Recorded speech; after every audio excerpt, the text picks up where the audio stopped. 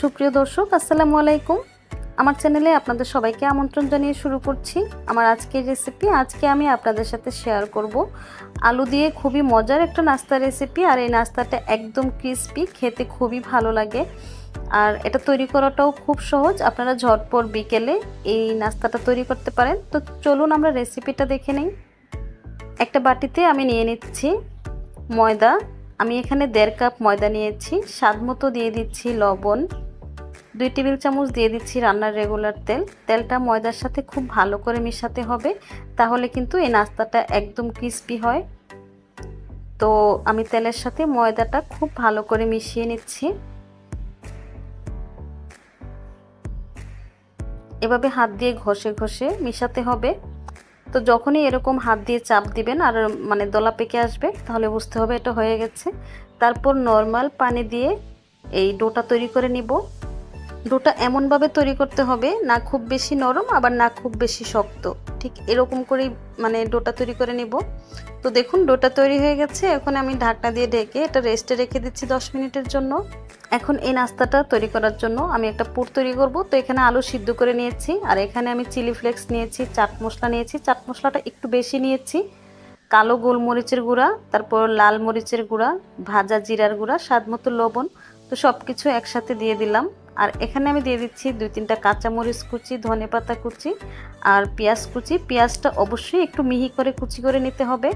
তারপর সব কিছু একসাথে করে এভাবে খুব ভালো করে মিশিয়ে নিব। তো আমি খুব ভালো করে একটা চামচ দিয়ে মিশিয়ে নিচ্ছি। দেখুন মেশানো হয়ে গেছে।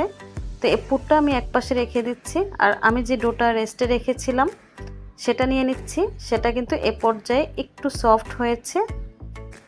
তো এখন আমি এখান থেকে ছোট ছোট করে একটু লিচি কেটে নিচ্ছি। তো আমি এই ডো থেকে 4টা লিচি কেটে নিব।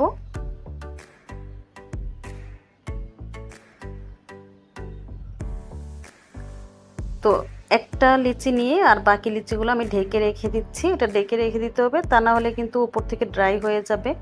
তো এই লিচিটা এখন আমি একটা রুটি বেলে নিব। তো উপর থেকে একটু ময়দা ছিটিয়ে তারপর আমি রুটি বেলে নিচ্ছি।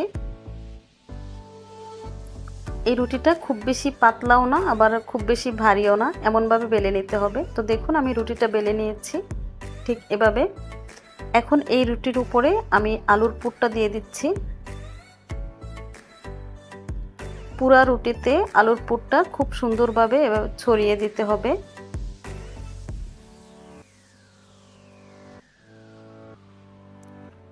তো আমি একটা চামচ দিয়ে ছড়িয়ে দিচ্ছি।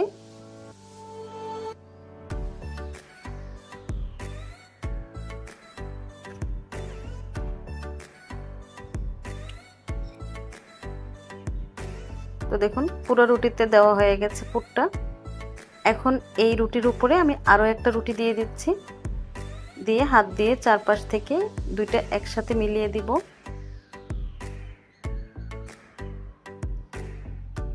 আপনারা দেখলেই বুঝতে পারবেন আমি এই নাস্তাটা কিভাবে তৈরি করছি। বেশ হয়ে গেছে। এখন একটা ছুরি দিয়ে এই রুটির চারপাশটা একটু কেটে নিব।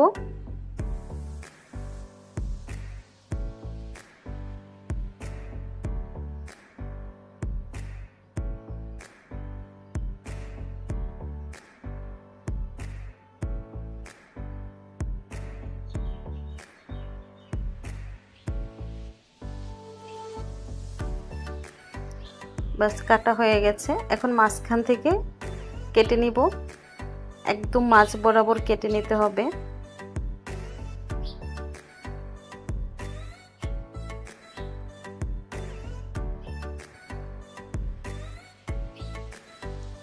তারপর এই পাশগুলো এভাবে আমি কেটে নিচ্ছি। আপনারা দেখলেই বুঝতে পারবেন আমি কিভাবে এই নাস্তাটা তৈরি করছি, খুবই সহজ।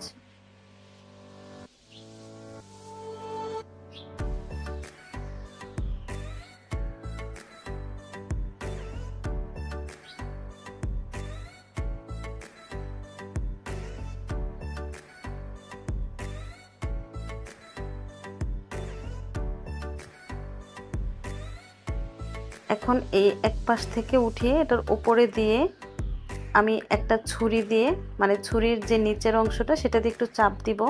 দেখুন তারপর এটা হাত দিয়ে একটু পেঁচিয়ে নিলেই হবে।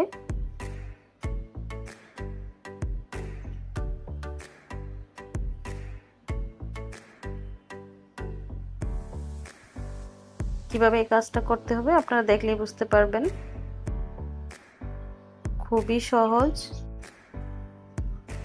এ পর্যন্ত আমার এই ভিডিওটা আপনাদের কাছে যদি একটু ভালো লেগে থাকে তাহলে প্লিজ একটা লাইক দিয়ে দিবেন। আর আমার এই চ্যানেলে আপনারা যদি এরকম আরও নতুন কোনো নাস্তার ভিডিও পেতে চান তাহলে অবশ্যই আমার এই চ্যানেল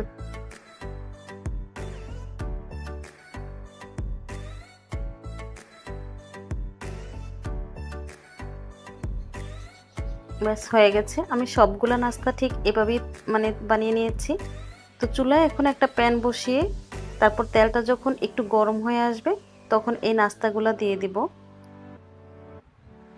তারপর কিছুটা যখন হয়ে যাবে তখন উল্টে দিতে হবে।